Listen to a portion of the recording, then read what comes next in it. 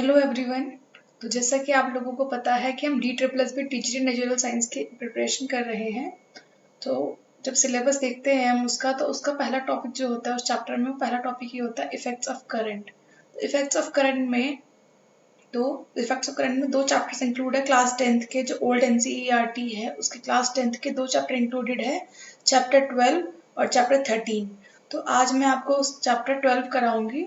उसके बाद हम नेक्स्ट क्लास में इसके न्यूमेरिकल्स देखेंगे और फिर उसके बाद हम चैप्टर 13 करेंगे। तो ऐसा करके हमारा जो ये टॉपिक है, कौन सा टॉपिक, इफेक्ट ऑफ करंट, इसके जितने भी सब टॉपिक सब फिनिश हो जाएंगे।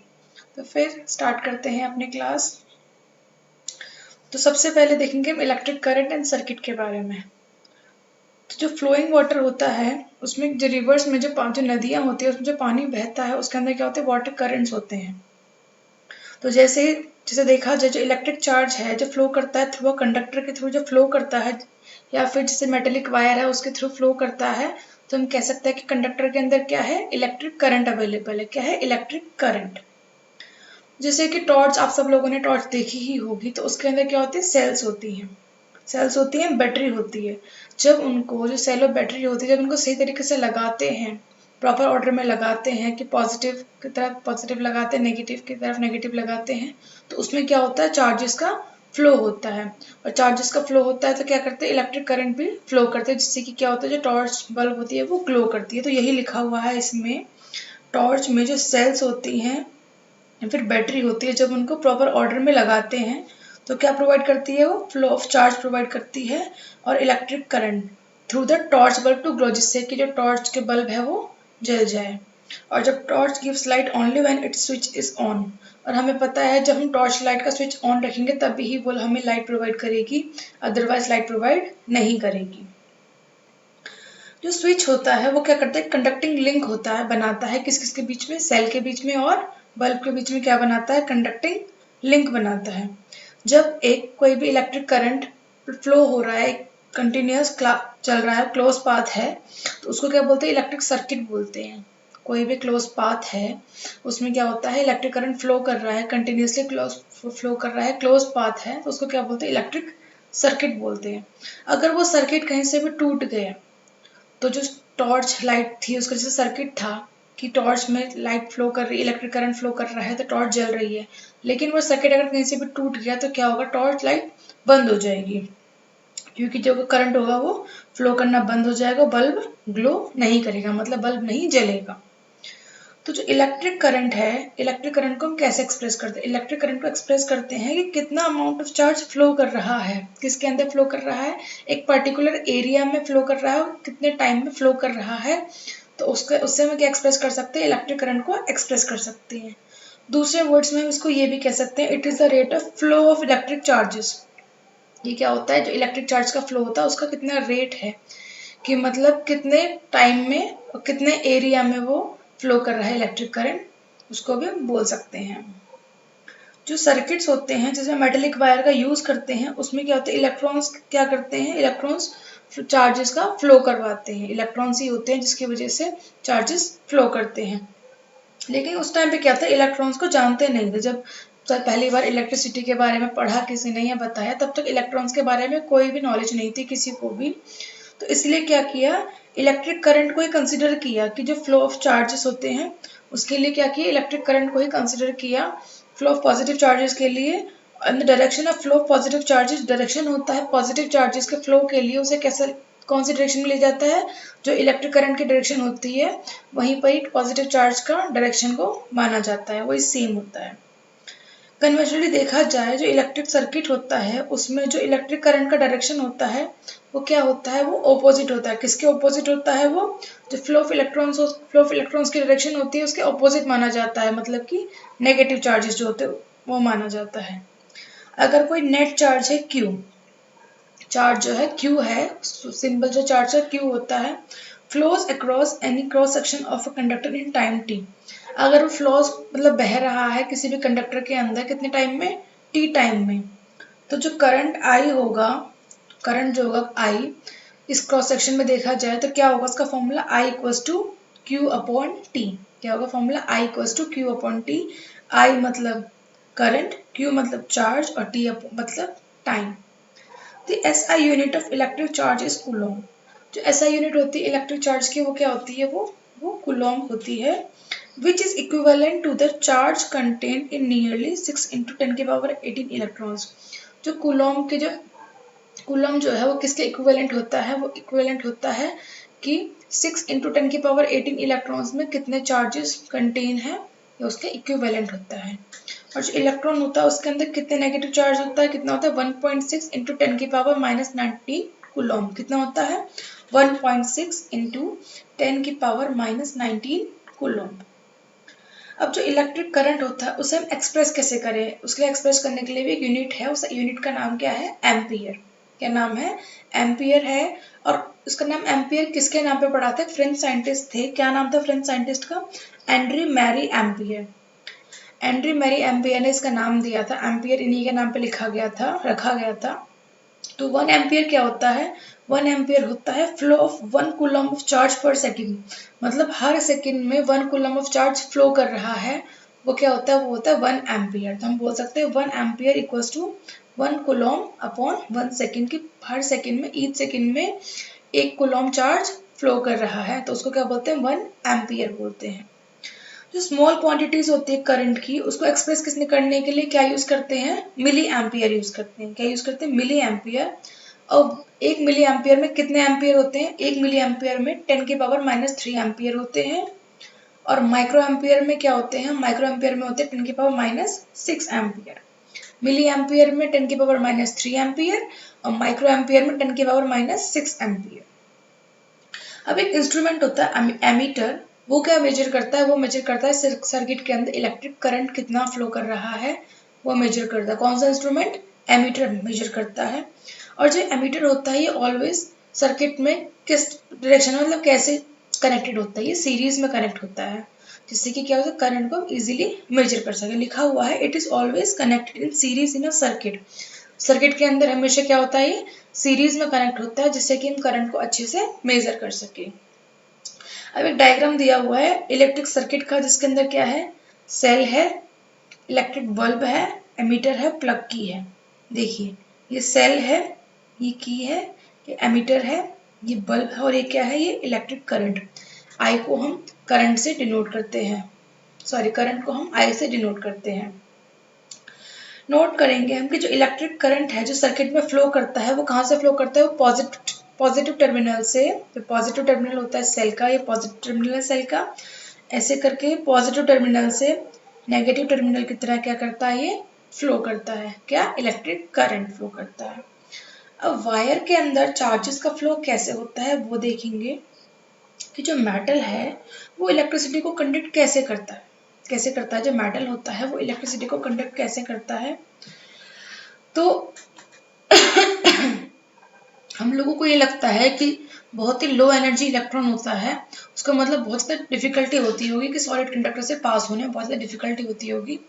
लेकिन जो सॉलिड के अंदर जो एटम्स होते हैं बहुत ज़्यादा पैक होते हैं, बहुत ज़्यादा पैक होते हैं सॉलिड में, तो उनके पीछे बहुत ही कम स्पेस पाया जाता है।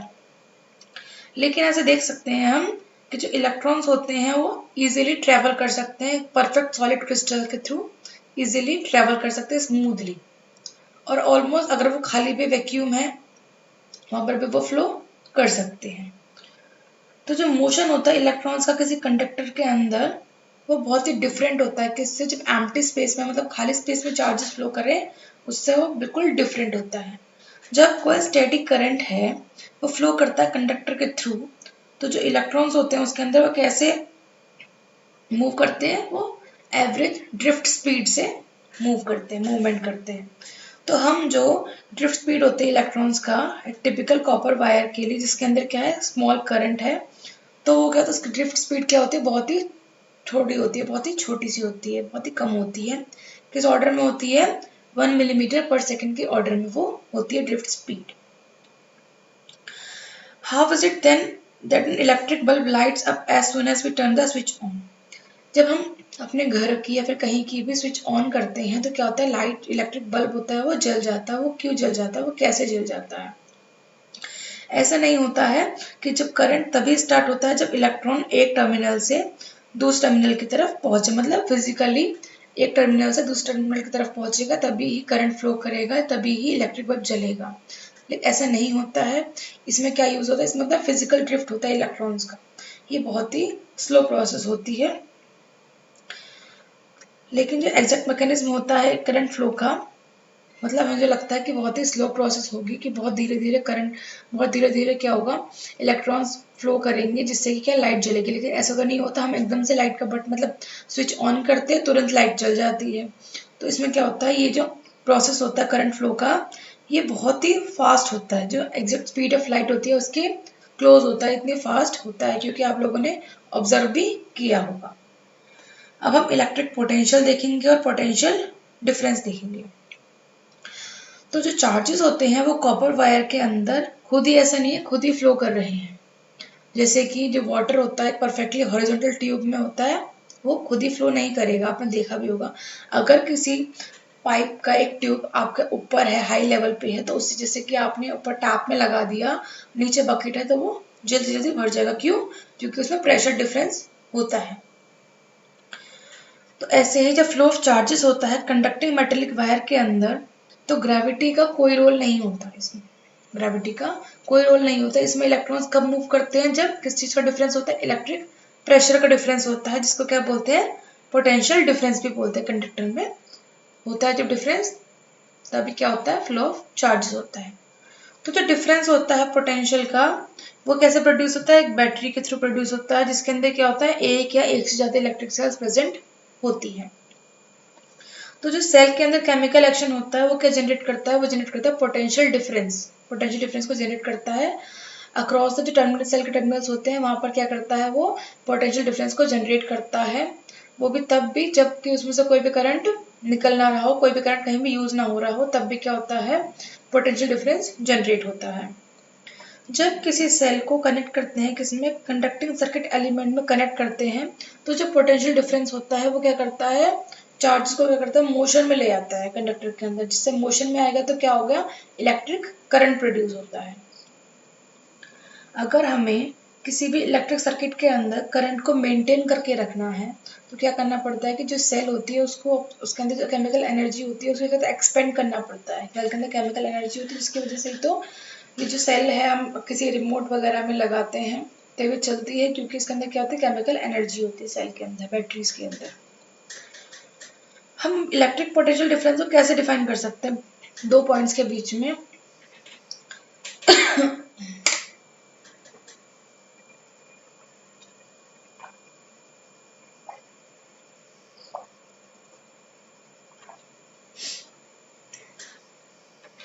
We define the electric potential difference between 2 points in an electric circuit.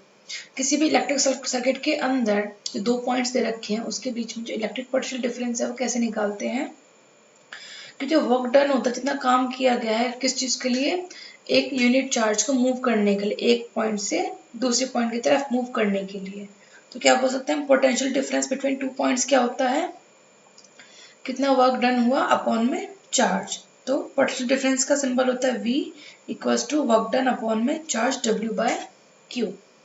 अब जो SI यूनिट होती है इलेक्ट्रिकल पोटेंशियल डिफरेंस की, वो क्या होती है, वो होती है वोल्ट। क्या होती है वो, वोल्ट होती है।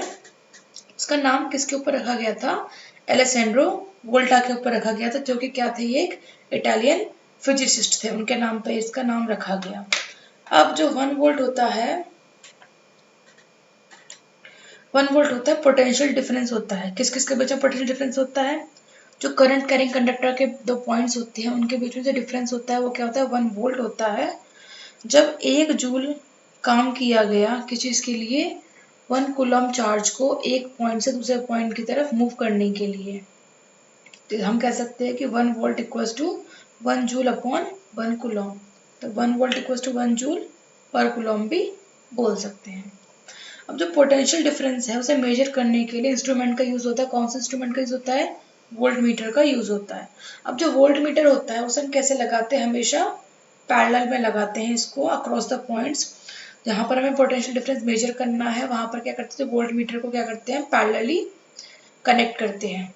अब जो इलेक्ट्रिक सर्किट होता है उसके अंदर क्या क्या होता है, उसके अंदर सेल होती है, बैटरी भी बोलते हैं, प्लग की होती है, इलेक्ट्रिकल कंपोनेंट्स होते हैं और कनेक्टिंग वायर्स होते हैं। अब हमें कुछ कंपोनेंट्स दिए गए हैं और उनके सिंबल्स दिए गए हैं। जैसे कि इलेक्ट्रिक सेल है, इसमें पॉजिटिव टर्मिनल जो लंबा होता है पॉजिटिव टर्मिनल, जो छोटा होता है ये नेगेटिव टर्मिनल होता है। अब ये बैटरी या फिर कॉम्बिनेशन ऑफ सेल, अब जैसे कि सिंगल है तो इलेक्ट्रिक सेल होगी, जब इसको सबको जोड़ देंगे कॉम्बिनेशन ऑफ सेल तो क्या बोलेंगे इसको, सेल्स बहुत सारे जुड़ जाते हैं उसको बोलते हैं बैटरी। ये है प्लग की और स्विच ओपन, जब ओपन स्विच होता है तो बीच में क्या होता है, बीच में कुछ भी डॉट वगैरह नहीं आता है। अब ये क्या है, फोर्थ नंबर प्लग की है, क्लोज्ड स्विच है, जब स्विच क्लोज है तो क्या हो गया, बीच में डॉट आ जाती है।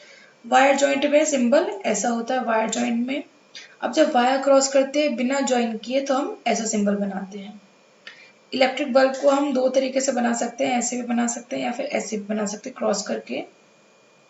अब जो रेजिस्टर होता है रेजिस्टेंस आर का, उसके लिए हम ऐसे जिगजैग लाइन बनाते हैं। अब जो वेरिएबल रेजिस्टेंस या रियोस्टेट के लिए हम दो सिंबल बनाते हैं, तो ऐसे एरो लगाते हैं या फिर ऐसे एरो लगाते हैं रेजिस्टर के ऊपर। एमीटर का सिंबल ए होता है, एक पॉजिटिव टर्मिनल एक तरफ नेगेटिव टर्मिनल।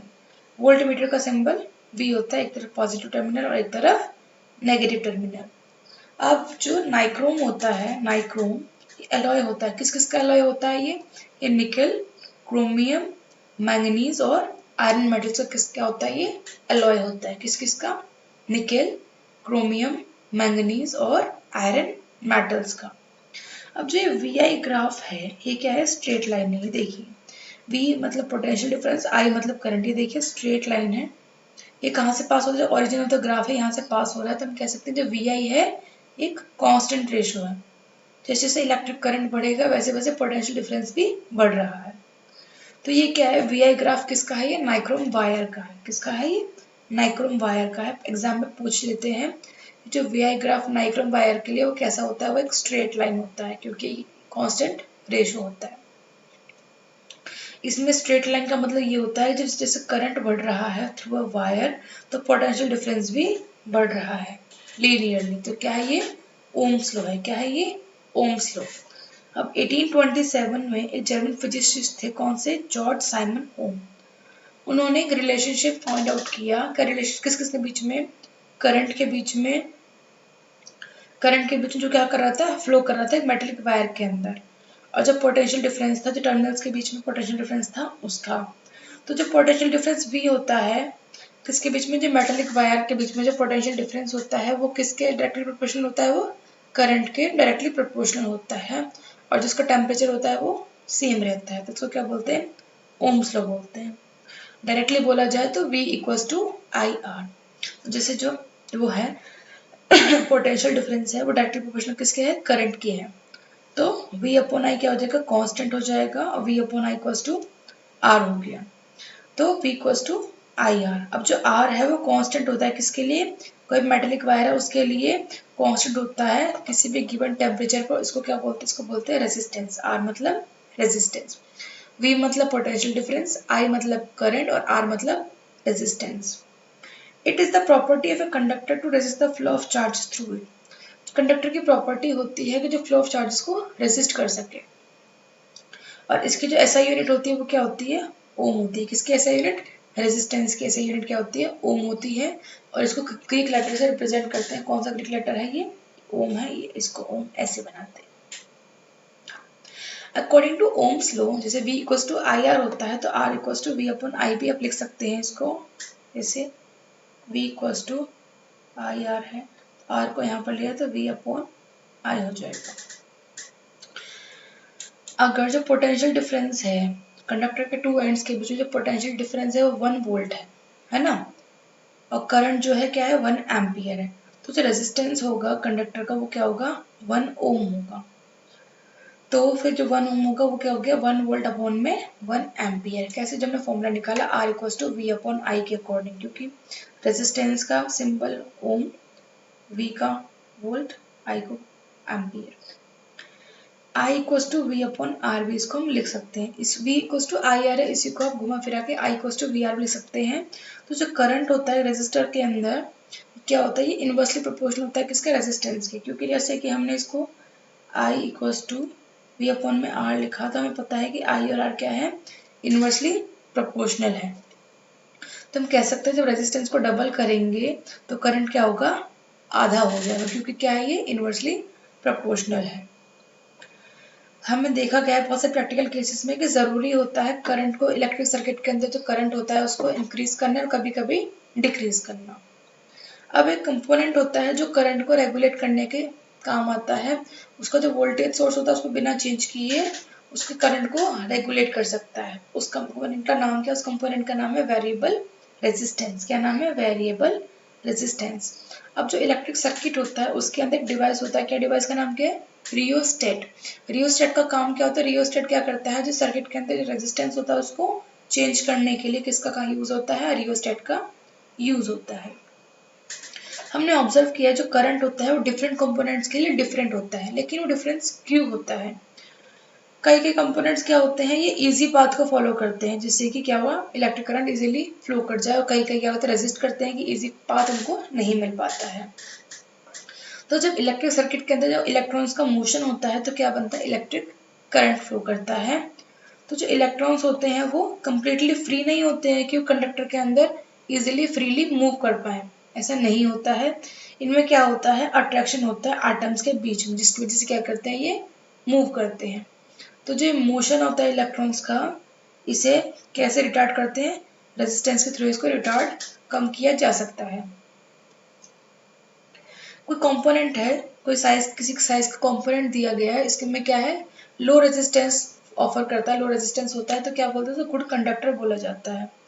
और कंडक्टर जिसके अंदर कुछ एप्रिशिएबल रेजिस्टेंस होता है उसको क्या बोलते हैं, उसको बोला जाता है रेजिस्टर बोला जाता है। क्या बोला जाता है, उसको रेजिस्टर बोला जाता है।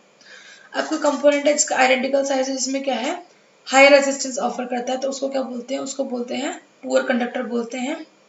और इसी साइज का, सेम साइज का इंसुलेटर हो, वो क्या करता है, हाई रेजिस्टेंस को ऑफर करता है। जो एमीटर की रीडिंग होती है वो क्या होती है, 1/2 हो जाती है। जब वायर की लेंथ को डबल करते हैं तो एमीटर की रीडिंग क्या होती है, हाफ हो जाती है। और एमीटर की रीडिंग बढ़ कब जाती है, जब सेम मटेरियल का थिकर वायर, मतलब मोटा वायर हो सेम मटेरियल का और सेम लेंथ का हो, तो सर्किट में यूज किया जाए, तब क्या होता है, एमीटर की रीडिंग बढ़ जाती है। एमीटर की रीडिंग में चेंज ऑब्जर्व किया जाता है जब डिफरेंट मटेरियल का वायर सेम लेंथ का हो या फिर same area of cross section का यूज हो, तब एमीटर की रीडिंग में चेंजेस दिखाई देते हैं। जब हम ओम्स लॉ को अप्लाई करते हैं तो हम देखते हैं, ऑब्जर्व करते हैं, जो रेजिस्टेंस होता है कंडक्टर का, वो किस किस चीज पर डिपेंड करता है, वो डिपेंड करता है लेंथ पे, एरिया ऑफ क्रॉस सेक्शन पे, और material of the nature of its material, जो मटेरियल का नेचर क्या है। जब हम मेजरमेंट करते हैं, बहुत ही अच्छा प्रिसाइज मेजरमेंट करते हैं, तो जो रेजिस्टेंस होता है यूनिफॉर्म मेटेलिक कंडक्टर का, वो किसके डायरेक्टली प्रोपोर्शनल होता है, डायरेक्टली प्रोपोर्शनल होता है किसके, लेंथ के। और इनवर्सली प्रोपोर्शनल किसके होता है, एरिया ऑफ क्रॉस सेक्शन के। तो ये देखिए R is equals to R is directly proportional to I, तो ऐसे करके 1/a, तो जब इनको कंबाइन कर देंगे तो क्या हो गया, R directly proportional to L/a। तो प्रोपोर्शनलिटी का जब साइन हटाया तो क्या आ गया, यहाँ पर रो आ गया, R equals to row L/a। तो जो रो होता है, रो क्या है, कांस्टेंट ऑफ प्रोपोर्शनलिटी है, और इसको एक दूसरा नाम भी क्या बोलते हैं, इलेक्ट्रिकल रेजिस्टिविटी। क्या बोलते हैं, electrical resistivity of the material of the conductor. अब जो ऐसा यूनिट होती है रेजिस्टिविटी की, वो क्या होती है, वो होती है ऐसा यूनिट ओम मीटर होती है। क्या होती है, ओम मीटर होती है। और ये क्या होती है, इस मटेरियल की कैरेक्टरिस्टिक प्रॉपर्टी होती है। जो मेटल्स होते हैं और एलॉयज होते हैं उनमें बहुत ही कम रेजिस्टिविटी होती है, बहुत ही कम। किस रेंज में, 10 की पावर -8 ओम मीटर से 10 की पावर -6 ओम मीटर तक की क्या होती है, इनकी रेजिस्टिविटी होती है। और ये क्या होते हैं, ये मेटल्स जो होते हैं बहुत ही अच्छे इलेक्ट्रिसिटी के कंडक्टर होते हैं। कौन होते हैं, मेटल्स होते हैं, metals are good conductors of electricity. अब कुछ इंसुलेटर्स होते हैं जैसे कि रबर हो गया, ग्लास हो गया, इनमें रेजिस्टिविटी होती है कितनी, 10 की पावर 12 टू 10 की पावर 17 ओम मीटर पे। कितनी होती है, 10 की पावर 12 से लेकर 10 की पावर 17 ओम मीटर। तो जो रेजिस्टेंस और रेजिस्टिविटी होती है मटेरियल की, वो किससे वेरी करती है, वो टेम्परेचर के साथ वेरी करती है। जो रेजिस्टिविटी होती है एलॉय की, वो जनरली हायर होती है, ज़्यादा होती है, किसी जो कॉन्स्टिट्यूएंट मेटल्स होती है उनसे ज़्यादा हाई होती है क्या, एलॉय की रेजिस्टिविटी। अब जो एलॉयज होते हैं वो जल्दी से ऑक्सीडाइज नहीं होते, कोई हाई टेम्परेचर जल्दी से ऑक्सीडाइज नहीं, जल्दी से जलते नहीं है। इसी वजह से क्या होता है, इनको किस में यूज किया जाता है, इलेक्ट्रिकल हीटिंग डिवाइस में यूज किया जाता है, इलेक्ट्रिक आयरन में यूज किया जाता है, टोस्टर्स में यूज किया जाता है। और जो टंगस्टन होता है, टंगस्टन तो बहुत इंपॉर्टेंट है, ये बल्ब्स वगैरह में यूज किया जाता है। इलेक्ट्रिक बल्ब के फिलामेंट्स होते हैं उनमें टंगस्टन का यूज किया जाता है। बल्कि जो कॉपर और एल्यूमिनियम होते हैं, इनको जो इलेक्ट्रिकल ट्रांसमिशन लाइंस होती हैं वहां पर किसका यूज किया जाता है, कॉपर और एल्यूमिनियम का यूज किया जाता है। अब हम सिस्टम ऑफ रेजिस्टर्स के अंदर रेजिस्टेंस कैसे कैसे निकालते हैं ये देखेंगे। तो जो करंट होता है किसी कंडक्टर के थ्रू, वो किस पर डिपेंड करता है, वो डिपेंड करता है रेजिस्टेंस पे, और उनके बीच में, उनका जो एंड है उनके बीच में कितना पोटेंशियल डिफरेंस है उस पर डिपेंड करता है। बहुत सारे इलेक्ट्रिकल गैजेट्स में हम देखते हैं कि जो रेजिस्टर्स को हम यूज करते हैं अलग अलग कॉम्बिनेशन में यूज करते हैं। तो हम देखेंगे कि जो ओम्स लॉ है वो कॉम्बिनेशन रेजिस्टर्स पे कैसे हम यूज कर सकते हैं, कैसे अप्लाई कर सकते हैं ओम्स लॉ का। तो दो मेथड्स होते हैं रेजिस्टर्स को ज्वाइन करने के लिए। जो नीचे दिया गया है इसमें जो तीन रेजिस्टर्स है R1, R2, R3, R1, R2, R3 join करे गए हैं सीरीज में। सीरीज में ज्वाइन किया गया, देखिए क्या में जा रहे हैं, तो सीरीज में इनको ज्वाइन किया गया। अब जो ये नीचे दिया हुआ है इसमें जो कॉम्बिनेशन रेजिस्टर्स का, इसमें जो तीन रेजिस्टर जो एक साथ कनेक्ट किए गए हैं एक्स एंड वाई के बीच में, इसमें जो रेजिस्टर्स है वो कैसे कनेक्ट है, पैरेलली। देखिए R1, R2, R3 कैसे कनेक्टेड है, ये पैरेलली कनेक्टेड है। अब हम रेजिस्टर्स देखेंगे सीरीज में। तो जो करंट की वैल्यू होती है वो एमीटर में क्या होती है, सेम होती है। भले ही इलेक्ट्रिक सर्किट में उसकी पोजीशन कहीं पर भी हो, उसकी क्या होती है, वैल्यू सेम होती है।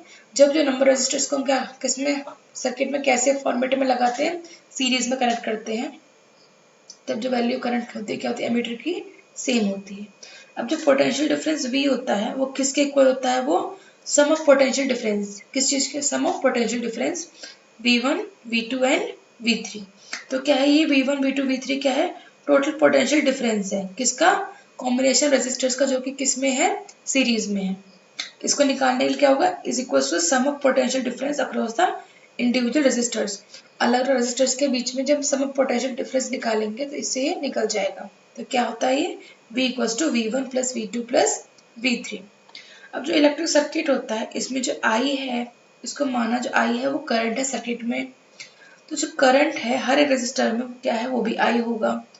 तो ये पॉसिबल है कि हम जो है रिप्लेस कर सके थ्री रेजिस्टर्स को जो सीरीज में है, एक सिंगल, तीन रेजिस्टर्स को हम सिंगल रेजिस्टर से क्या कर सकते हैं, रिप्लेस कर सकते हैं सिंगल रेजिस्टेंस R से। Such that the potential difference V across it, जो पोटेंशियल डिफरेंस V होगा, करंट I होगा, वो क्या होगा, सेम होगा। और जब इसको पूरे एंटायर सर्किट के ऊपर ओम्स लॉ लगाते हैं तो क्या आता है, V इक्वल्स टू IR तो होता ही है। लेकिन जब इसको हम ओम्स लॉ लगाते हैं तीनों रेजिस्टर्स को सेपरेटली, तो V1 इक्वल्स टू IR1, क्योंकि उनके पास तीन पोटेंशियल डिफरेंस थे और तीन ही करंट थे, तीन रेजिस्टेंस थे। V1 equals to IR1, V2 equals to IR2 और V3 इक्वल्स टू IR3। तो जब हम IR निकालेंगे, I मतलब करंट, R मतलब रेजिस्टेंस, तो IR1 plus IR2 plus IR3, तो हम इनको R equals to R1 plus R2 plus R3 भी लिख सकते हैं। तो इससे हमें क्या कंक्लूड हुआ कि जब बहुत सारे रेजिस्टर्स को हम सीरीज में लगाते हैं तो जो रेजिस्टेंस होता है कॉम्बिनेशन का, वो क्या होता है, इंडिविजुअल रेजिस्टेंस का सम होता है। देखिए इंडिविजुअल रेजिस्टेंस है उसका क्या है, सम है R1, R2, R3 का, और ये क्या है, ज्यादा है किससे, एक अलग से इंडिविजुअल रेजिस्टेंस जो निकाला उससे, तो इसकी वैल्यू क्या होती है, ज्यादा ही होती है। अब हम रेजिस्टर्स देखेंगे किसमें, पैरेलल में देखेंगे रेजिस्टर्स। ऐसा ऑब्जर्व किया है जो टोटल करंट I होता है ये किसके इक्वल होता है, जो सेपरेट करंट्स के सम के इक्वल होता है। जब हर एक ब्रांच देखी जाए कॉम्बिनेशन की, उसकी क्या होता है, ये इक्वल होता है। जैसे कि I equals to I1 plus I2 plus I3 के करंट को तीनों को ऐड कर दिया, तो जो RP है वो क्या होता है, पैरेलल कॉम्बिनेशन का इक्विवेलेंट रेजिस्टेंस को मान लिया हमने। तो जब हम इसमें ओम्स लॉ को अप्लाई करेंगे, पैरेलल कॉम्बिनेशन देखा जाए रेजिस्टर्स का, तो I equals to V upon R, V equals to IR होता है, उसी को हम घुमा के लिख सकते हैं I equals to V upon में RP। तो जब हम ओम्स लॉ अप्लाई करेंगे इस रेजिस्टर में तो क्या होगा, I1 equals to V upon में R1, I2 equals to V upon में R2 और I3 equals to V upon में R3। तो जब हम इसको I equals to V upon में RP होता है तो V अपॉन में RP को करके हम इस तीनों को ऐड करेंगे, V अपॉन में R1 प्लस V अपॉन में R2 प्लस V अपॉन में R3। तो V को कॉमन लेके हम 1 अपॉन में RP equals to 1/r1 plus 1/r2 plus 1/r3। देखिए पैरेलल में है, तो हम कह सकते हैं, कंक्लूड कर सकते हैं, जो रेसिप्रोकल होता है इक्विवेलेंट रेजिस्टेंस का, जो रेजिस्टेंस को क्या कहते हैं पैरेलली ज्वाइन किया गया, तो किसके इक्वल होता है, इक्वल होता है वो सम ऑफ द रेसिप्रोकल्स। रेसिप्रोकल्स होते हैं अलग अलग रेजिस्टेंस के, जैसे 1/r1 है, तो क्या है ये 1/r1 है, मतलब रेसिप्रोकल है, उसका सम है ये, sum of the reciprocals of the individual resistance. अलग अलग रेजिस्टेंस है, अलग रेजिस्टेंस का रेसिप्रोकल का सम। अब देखते हैं heating effect of electric current की। Heating effect of electric current का कहाँ यूज होता है। हमें पता है जो बैटरी होती है और सेल होती है, क्या होती है, इलेक्ट्रिकल एनर्जी के सोर्स होते हैं। कौन, बैटरी और सेल इलेक्ट्रिकल एनर्जी के सोर्स होते हैं। तो जो केमिकल रिएक्शन होती है सेल के अंदर, वो क्या करती है, जनरेट करती है पोटेंशियल डिफरेंस को। पोटेंशियल डिफरेंस को जनरेट करती है क्योंकि उसके अंदर क्या होता है, सेल के अंदर दो टर्मिनल्स होते हैं, उससे क्या होता है, जो इलेक्ट्रॉन्स है मोशन में आ जाते हैं, जिससे क्या होता है, करंट का फ्लो होता है। तो इस करंट को मेंटेन करने के लिए जो सोर्स है, जहाँ से उसे इलेक्ट्रिसिटी को, जहाँ सोर्स से बैटरी से सोर्स है, जो वहां से उसको करंट मिलता रहे, तो सोर्स को क्या करना पड़ता है, अपने एनर्जी को एक्सपेंड करना पड़ता है। तो जब एनर्जी एक्सपेंड करते हैं, तो एनर्जी तो बहुत सारी हो गई, अभी एनर्जी जाती कहाँ है, तो कुछ पार्ट जो होता है एनर्जी का, वो क्या होता है, मेंटेन में चला जाता है, कि जैसे कि ब्लेड्स जो इलेक्ट्रिक फैन का, उसको रोटेट करने में उसका यूज हो जाता है। और बाकी जो रेस्ट होती है, rest of the source energy होती है, वो यूज किस में होती है, कोई भी जो गैजेट चला रहे हैं उसके टेम्परेचर जो होता है उसको बढ़ाने में उसका यूज करता है। तो टेम्परेचर बढ़ेगा तो वो गर्म हो जाता है, उसमें हीट जनरेट होती है, आधी एनर्जी उसमें चली जाती है। एग्जाम्पल के तौर पे देखा जाए, जो इलेक्ट्रिक फैन होता है, जो पंखा होता है, वो गर्म हो जाता है जब उससे बहुत लंबे टाइम से चलाते रहते, तो क्या होता है, वो गर्म हो जाता है। अब बाकी देखा जाए, अगर इलेक्ट्रिकल सर्किट जो है प्योरली रेजिस्टिव है, रेजिस्टिव मतलब कि रोका जा रहा है उसको, that is a configuration resistors only connected to a battery, the source energy continually get dissipated entirely in the form of heat। तो जो इलेक्ट्रिकल सर्किट है प्योरली रेजिस्टिव है, तो जो रेजिस्टर्स लगाए हैं बैटरी की तरफ से, तो जो सोर्स एनर्जी जो होगा कंटिन्यूस चलाता रहेंगे, तो ये जो सोर्स है उसकी जितनी भी एनर्जी है वो हीट के फॉर्म में जल्दी जल्दी खत्म हो जाएगी। इसको क्या बोलते हैं, heating effect of electric current बोलते हैं। और जो इफेक्ट है वो किसमें यूटिलाइज करते हैं, डिवाइस में, जैसे कि इलेक्ट्रिक हीटर हो गया, इलेक्ट्रिक आयरन, इन सब में इस इफेक्ट को यूज किया जाता है। कौन से इफेक्ट को, heating effect of electric current. इसे कंसिडर करते हैं करंट आई है, ये फ्लो कर रहा है, रेजिस्टेंस आर का रेजिस्टर है, वहाँ फ्लो कर रहा है, और जो पोटेंशियल डिफरेंस है उसके बीच में वो क्या है, वी है, और टी क्या है, टाइम है। टी जो है टाइम है, जिससे क्या होता है, जो चार्ज क्यू फ्लो कर रहा है। तो जो वर्क डन होता है चार्ज को मूव करने में, क्यू चार्ज को मूव करने में, थ्रू पोटेंशियल डिफरेंस वी, तो वो क्या है, वी क्यू है। तो जो सोर्स है उसे एनर्जी सप्लाई करनी पड़ती है, वो किसके इक्वल, पी क्यू के इक्वल, और कितने टाइम में, टी टाइम में। तो हम कह सकते हैं जब पावर इनपुट होता है सर्किट के पास, जो सोर्स देता है वो कितना होता है, P equals to V Q by T, या फिर P equals to V I भी लिख सकते हैं, क्योंकि हमें पता है I equals to Q by T होता है। और the energy supplied to the circuit by the source in time T is P into T.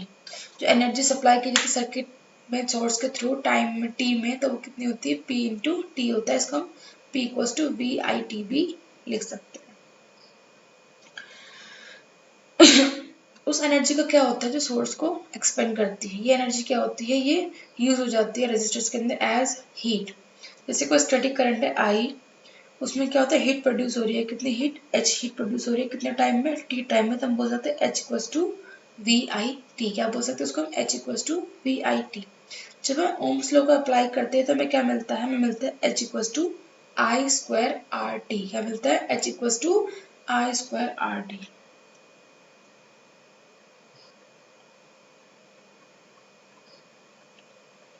और ये क्या है, ये है जूल्स लॉ ऑफ हीटिंग। क्या बोलते हैं इसको, जूल्स लॉ ऑफ हीटिंग बोलते हैं। जो जूल्स लॉ ऑफ हीटिंग है, ये लॉ क्या इम्प्लाई करता है, ये क्या बताता है कि जो हीट प्रोड्यूस होती है रेजिस्टर में, वो किसके डायरेक्टली प्रोपोर्शनल होती है, वो डायरेक्टली प्रोपोर्शनल होती है जो कोई रेजिस्टेंस दिया हुआ जो करंट का स्क्वायर है, क्योंकि इसमें लिखा हुआ आई स्क्वायर, करंट के स्क्वायर के डायरेक्टली प्रोपोर्शनल होती है। और किसके प्रोपोर्शनल, डायरेक्टली करंट के प्रोपोर्शनल होती है, और रेजिस्टेंस के भी प्रोपोर्शनल होती है और टाइम के भी क्या होती है, डायरेक्टली प्रोपोर्शनल होती है। प्रैक्टिकल सिचुएशन में देखा जाए, जब किसी इलेक्ट्रिकल अप्लायंस को किसी नॉन वोल्टेज सोर्स में जोड़ा जाता है, नॉन वोल्टेज सोर्स को कनेक्ट किया जाता है, तो joules law of heating formula use होता है कैलकुलेट करने के बाद, करंट को कैलकुलेट करने के बाद, वो भी किस रिलेशन के थ्रू, I = V/R, जो कि क्या है, हमारा ओम्स लॉ है। अब हम प्रैक्टिकल एप्लीकेशंस देखेंगे, heating effect of electrical current की प्रैक्टिकल एप्लीकेशंस देखेंगे।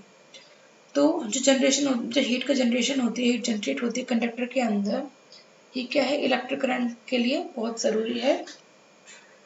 कुछ केस में देखा जाता है कि अनडिजायरेबल है, मतलब चाहते नहीं है कि क्या करते हैं, यूजफुल इलेक्ट्रिकल एनर्जी को हीट के अंदर कन्वर्ट करते चाहते नहीं है ये।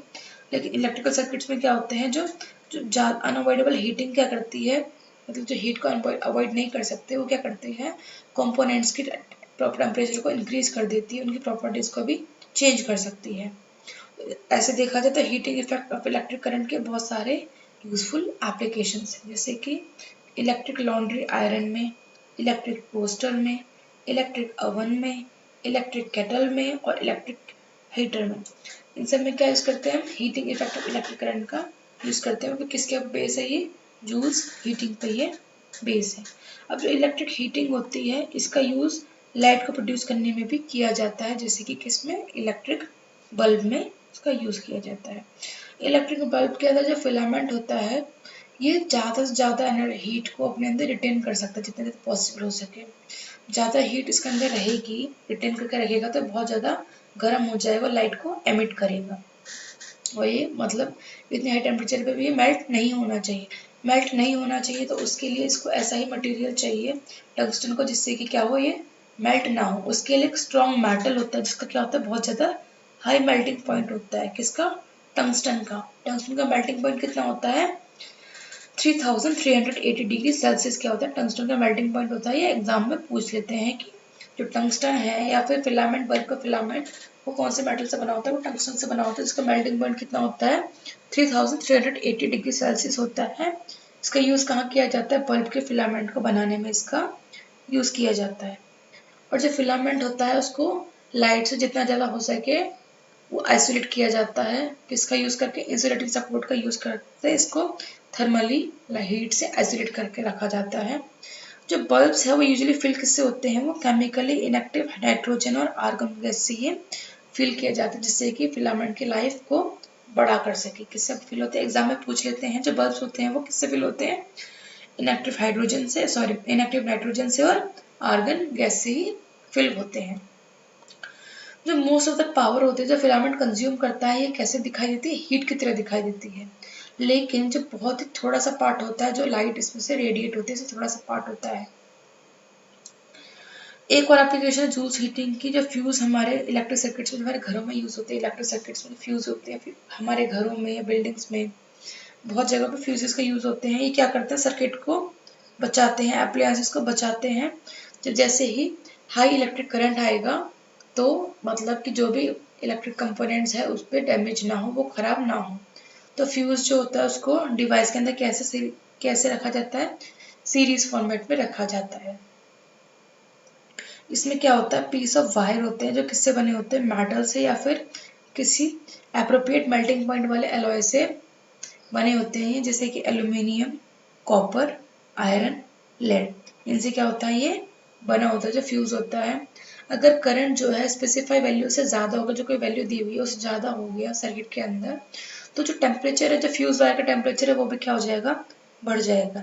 और जब ऐसे बढ़ गया टेम्परेचर, तो क्या होगा, फ्यूज वायर मेल्ट हो जाएगा और सर्किट टूट जाएगा। तो जो फ्यूज वायर होता है उसे कैसे रखा जाता है, जो पोर्सेलिन या फिर कोई एक ऐसा पोर्सेलिन जो सिमिलर मटेरियल जो होता है, जिसके मेटल एंड्स होती है, उनमें बीच में एज अ कार्ट्रिज की तरह इसको रखा जाता है। अब जो फ्यूज हमारे घरों में डोमेस्टिक पर्पज के लिए यूज किए जाते हैं घरों में, जैसे कि 1 ampere, 2 ampere, 3 ampere, 5 ampere, 10 ampere use किए जाते हैं। अब जो इलेक्ट्रिक आयरन जो होती है, जो प्रेस बोलते हैं, जो कंज्यूम कितनी इलेक्ट्रिसिटी कंज्यूम करती है, 1 किलोवाट एनर्जी कंज्यूम करती है, जब उसे 220 वॉट पे चलाया जाता है।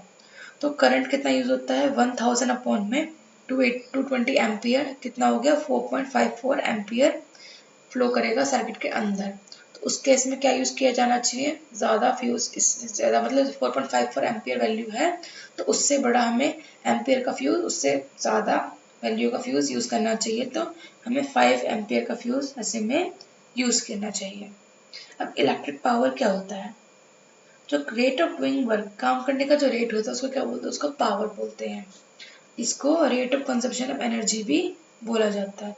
अब इक्वेशन है H equal to I square R T, ये हमें रेट देती है, बताती है कि इलेक्ट्रिक एनर्जी कितनी कंज्यूम हुई है इलेक्ट्रिक सर्किट के अंदर। इसको क्या बोलते हैं, इसको इलेक्ट्रिक पावर भी बोला जाता है। अब पावर का फॉर्मूला क्या होता है, P equal to V I होता है, इसको P equal to I square R या फिर P equal to V square upon R भी बोल देते हैं। अब जो इलेक्ट्रिक पावर है उसकी ऐसा यूनिट क्या होती है, उसकी ऐसा यूनिट होती है वॉट होती है। तो ये क्या होती है, पावर कंज्यूम बाय डिवाइस, कितनी डिवाइस ने कितनी पावर कंज्यूम की है, जिसके अंदर क्या हो 1 एम्पियर ऑफ करंट हो और 1 वोल्ट क्या है पोटेंशियल डिफरेंस हो। तो हम बोल सकते हैं 1 watt equal to 1 volt into 1 ampere. तो जो वॉट यूनिट वॉट होती है बहुत ही छोटी होती है ना, लेकिन एक्चुअल प्रैक्टिस में हम क्या यूज करते हैं, किलो वॉट का यूज करते हैं। किलो वॉट मतलब 1000 वॉट का यूज कर सकते हैं, सॉरी 1 किलोवाट का मतलब होता है 1000 वॉट। तो जो इलेक्ट्रिकल एनर्जी होती है वो किसका प्रोडक्ट होती है, पावर और टाइम का प्रोडक्ट होती है, P इंटू टी। तो ये क्या है, यूनिट ऑफ इलेक्ट्रिकल एनर्जी क्या बोलते हैं, वॉट आवर होती है। कितनी होती है, वॉट आवर होती है, क्या unit of electrical energy.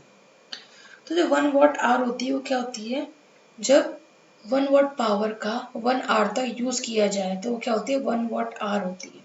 Energy consume when 1 watt of power is used for 1 hour. 1 watt hour कितनी एनर्जी कंज्यूम हुई जब 1 घंटे तक 1 वॉट पावर का यूज किया। अब जो कमर्शियल यूनिट होती है इलेक्ट्रिकल एनर्जी की वो क्या होती है, वो होती है किलोवाट आवर होती है, जिसको कॉमनली क्या बोला जाता है, कॉमनली यूनिट भी बोलते हैं। क्या बोलते हैं, यूनिट बोलते हैं ना, कि 30 यूनिट का आज बिजली का बिल निकालना है, 30 यूनिट दिख रही है मीटर में, ऐसे करके। अब 1 किलोवाट आवर होता है, 1 किलोवाट मतलब 1000 वॉट इंटू 3600 सेकेंड। तो हम बोल सकते 3.6 इंटू 10 की पावर 6 वॉट सेकेंड या 3.6 इंटू 10 की पावर 6 जूल। अब बहुत सारे लोग सोचते हैं कि जो इलेक्ट्रॉन्स है वो कंज्यूम हो जाते हैं, इलेक्ट्रिक सर्किट के अंदर कंज्यूम हो जाते हैं। ऐसा नहीं होता है। हम क्या करते हैं, जो इलेक्ट्रिसिटी बोर्ड इलेक्ट्रिकल कंपनी होती है उसको क्या करते हैं, उसको पैसे देते हैं ना, कहते हैं ना बिजली का बिल आया, इलेक्ट्रिसिटी बिल आया है, हम उनको पे करते हैं इलेक्ट्रिसिटी बोर्ड को, इलेक्ट्रिकल कंपनी को, कि वो एनर्जी प्रोवाइड करे, जिससे कि क्या हुआ है इलेक्ट्रिक गैजेट्स के अंदर इलेक्ट्रॉन्स का मूवमेंट हो सके, जैसे कि इलेक्ट्रिक बल्ब के अंदर, फैन के अंदर, इंजन के अंदर। कहने का मतलब ये है जितनी एनर्जी हम यूज करते हैं उसके लिए हम पेमेंट करते हैं, तब जाके हमारे घर में इलेक्ट्रिसिटी आती है, क्योंकि इलेक्ट्रॉन्स का मूवमेंट इजीली हो पाता है। आई होप आपको ये चैप्टर अच्छे से समझ में आ गया होगा। तो ये क्लास 10th का चैप्टर 12 था। अब हम नेक्स्ट क्लास में इसके इस चैप्टर के बीच में जितने भी न्यूमेरिकल्स थे उनको करेंगे, क्योंकि आपको पता है कि फिजिक्स पोर्शन में न्यूमेरिकल्स भी बहुत इंपॉर्टेंट है एग्जाम्स पॉइंट ऑफ व्यू से। फिर हम इसके एमसीक्यूज भी सॉल्व करेंगे। उसके बाद इसी जो टॉपिक चल रहा है हमारा इफेक्ट ऑफ करंट वाला, उसका जो जितना भी बचा हुआ पोर्शन है वो फिनिश करके हम ये जो पूरा सब टॉपिक है इफेक्ट ऑफ करंट वाला उसको फिनिश कर देंगे।